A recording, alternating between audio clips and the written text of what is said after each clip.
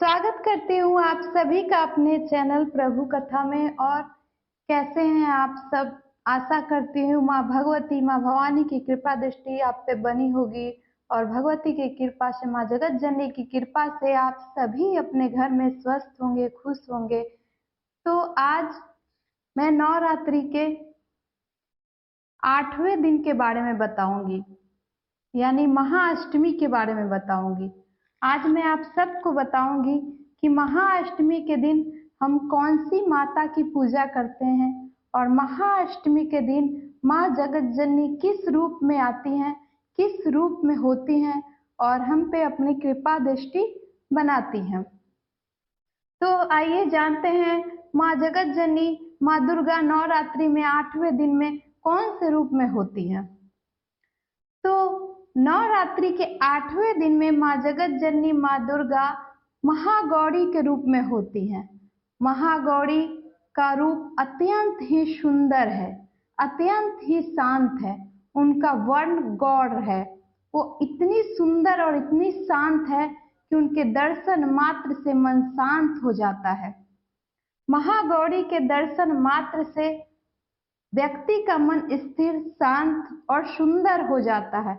मन में सुंदरता की भावें आ जाती हैं, भावनाएं सुंदर हो जाता है, घर में खुशहाली आ जाती है। महाअष्टमी के दिन महागौरी की पूजा अर्चना की जाती है और महागौरी की पूजा अर्चना से हमारे घर में सुख, शांति, सौभाग्य की प्राप्ति होती है। हमारे घर में हर दुखों से मुक्ति मिलती है। हमारे घर में लक्ष्मी का आगमन होता है। महागौरी बिल्कुल शांत मुद्रा में है। महागौरी का रूप अत्यंत ही सुंदर है। महागौरी जब ब्रह्मचारिणी रूप में थी तो उन्होंने कठिन तपस्या किया था और अपने शिव को प्राप्त करने के लिए, भगवान शिव को प्राप्त करने के लिए महागौरी ने कठिन घोर तपस्या किया था। और इसी घोर तपस्या में महागौरी का रंग एकदम काला पड़ गया था। धूल मिट्टी की वजह से महागौरी का रंग मलिन हो गया था। तो भगवान शिव ने उनकी तपस्या से प्रसन्न होकर उनको पत्नी के रूप में स्वीकार किया और गंगा जल से नहलाने के लिए उनको गंगा जल से नहाने के लिए कहा। जब माता पार्वती गंगा जल से नहलाई तो उनका रंग बिल्कुल ही सुंदर हो गया, उनका रंग बिल्कुल ही गौर हो गया और इस सुंदरता से माता पार्वती महागौरी कहलाई। महागौरी की उम्र 8 साल मानी जाती है। महागौरी की सुंदरता देखते बनती है, उनकी मुख की शांति देखते बनती है। महागौरी की सवारी वृषभ है, यानी कि बैल है। महागौरी की 4 भुजाएं हैं। एक भुजा में वो त्रिशूल धारण करती हैं, एक भुजा में डमरू धारण करती हैं, एक भुजा अभय मुद्रा में है और एक भुजा वर मुद्रा में है। महागौरी को भगवान शिव अपने पत्नी के रूप में स्वीकार करते हैं और महागौरी हमेशा भगवान शिव के साथ विराजमान होती है।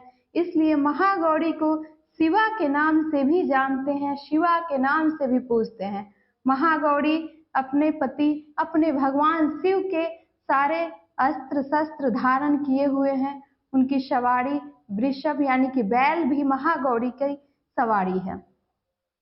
तो महागौरी की पूजा करने से हम अत्यंत सुख, शांति और लक्ष्मी की प्राप्ति करते हैं, अपने मन में शांति की प्राप्ति करते हैं।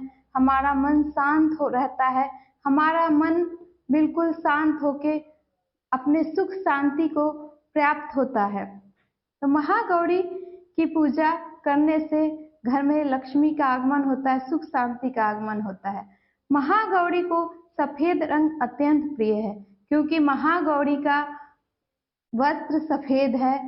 महागौरी का रंग सफेद है क्योंकि महागौरी पूरी तरह सफेद है।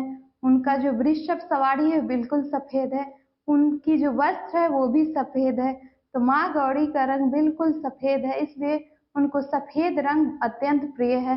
तो महाअष्टमी के दिन आप सफेद रंग का वस्त्र धारण करें, महागौरी को सफेद पुष्प चढ़ाएं, महागौरी को सफेद वस्त्र चढ़ाएं और सफेद वस्त्र चढ़ा के उनको दान करें तो महागौरी अत्यंत प्रसन्न होगी।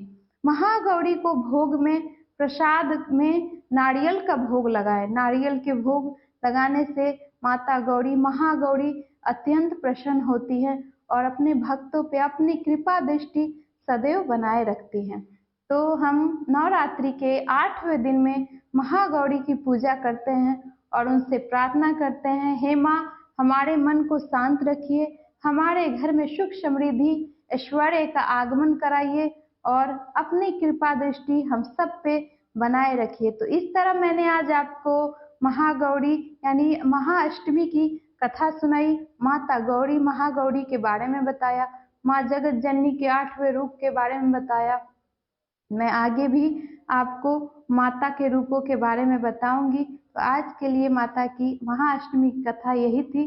तो एक बार बोलते हैं, बोल साचे दरबार की जय, शेरों वाली मैया तेरी जय जयकार।